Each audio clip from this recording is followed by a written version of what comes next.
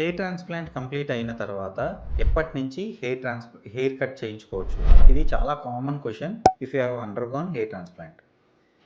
మీరు తెలుసుకోవాల్సిందే on the day of surgery మేము కంప్లీట్‌గా హెయిర్‌ని ట్రిమ్ చేయడం జరుగుతుంది. సో, యూజువల్‌గా గ్రో అవ్వడానికి ఎలాగైనా 1 మంత్ పడతది.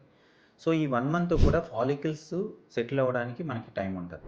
సో, ఈ టైంలో యూజువల్‌గా we say no to hair cut.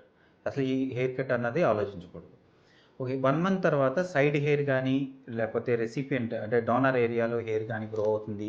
మీరు హెయిర్ కట్ చేయించుకోవాలి అంటే ఫ్యూ అంటే కొన్ని జాగ్రత్తలు తీసుకుంటూ మీరు హెయిర్ కట్ చేయించుకోవాల్సుంటది. రేజర్స్, షార్ప్ నైఫ్స్ వాడకూడదు. ఓన్లీ సిజర్స్‌తో హెయిర్ కట్ చేయించుకోవచ్చు. బట్ మన ప్రాపర్‌గా హెయిర్ గ్రో అవ్వడానికి ఎట్లాగో అంటే ఈవెన్ ద రెసిపియంట్ ఏరియాలో కూడా హెయిర్ గ్రో అవ్వడానికి 6 మంత్స్ టైం పడతది.